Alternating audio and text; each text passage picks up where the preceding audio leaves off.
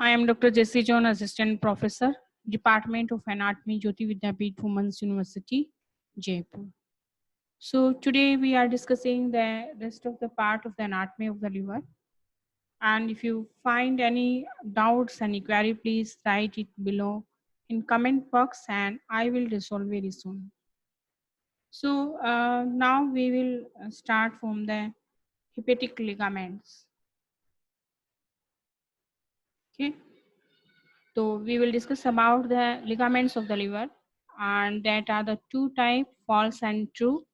And first we will discuss about the false ligament that are actually peritoneal folds. So why we will call false these ligaments? Because they are not the ligaments, they are the actual peritoneal folds. So we will call the false ligament. And these are the falciform ligament, coronary ligament, right triangular ligament, and left triangular ligament, and the lesser omentum. Falciform ligament is a sickle-shaped fold of the peritoneum connecting the liver to the undersurface of the diaphragm and the anterior abdominal wall up to the umbilicus. And the coronary ligament, this is a triangular fold of the peritoneum connecting the area of the liver to the diaphragm, and it consists of the two layers, upper and lower, and upper layer is reflected from the diaphragm to the liver, whereas the lower layer is reflected from the liver to the upper end of the kidney. Right triangular ligament, it is a small triangular fold of the peritoneum which connects the right lateral surface of the liver to the diaphragm, and it includes the apex of the bare area of the liver. Left triangular ligament, it is the very small triangular fold of the peritoneum which connects the upper surface of the left lobe to the diaphragm. Lesser omentum, it is the fold of the peritoneum connecting the lesser curvature of the stomach and proximal 1 inch of the duodenum to the visceral surface of the liver. And the hepatic attachment is J-shaped with vertical limb being attached to the margins of the fissure for the ligament venosum, and horizontal limb being attached to the margins of the porta hepatis. True ligament. True ligaments are actually the remnants of the fetal structures that includes the ligamentum teres hepatis and ligamentum venosum. Ligamentum teres hepatis is the remnant of the obliterated left umbilical vein and extend from the umbilicus to the left branch of the portal vein. Ligamentum venosum, it is the remnant of the obliterated ductus venous which in the present in the fetal life.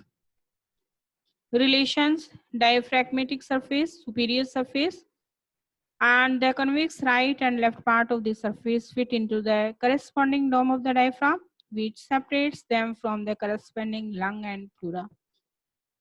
And the center depressed area of the surface is related to central tendon of the diaphragm, which separates it from the pericardium of the heart. So this is area termed cardiac impression. Anterior surface, it is related to xiphoid process and anterior abdominal wall in the median plane and diaphragm on each side. Right lateral surface, it is also related to the diaphragm opposite 7 to 11th ribs in the mid-axillary line. And posterior surface, the surface present bare area of the liver, groove for inferior vena cava, caudate lobe, fissure for ligamentum venosum, and posterior surface of the left lobe. And the relation of the visceral surface, the inferior surface of the left lobe is related to the anterior superior surface of the stomach, which produce a gastric impression, and the fissure of the ligamentum teres is deep cleft to the left of the quadrate lobe. The ligamentum teres lies in its floor, and inferior surface of the right lobe presents three prominent features, that is quadrate lobe, fossa for the gallbladder, and the porta hepatis. Now we will discuss what is the blood supply this higher vascular organ, that is the liver. And it has liver is a highly vascular organ because there the blood supply is abundant. It receives blood from the two sources. The arterial blood, that we will say the oxygenated blood, is supplied by the hepatic artery, and venous blood that is rich in nutrients is supplied by the portal vein. In a normal adult, nearly one-third of the cardiac output passes through the liver, and about 80% of this is delivered through the portal vein and 20% delivered through the hepatic artery.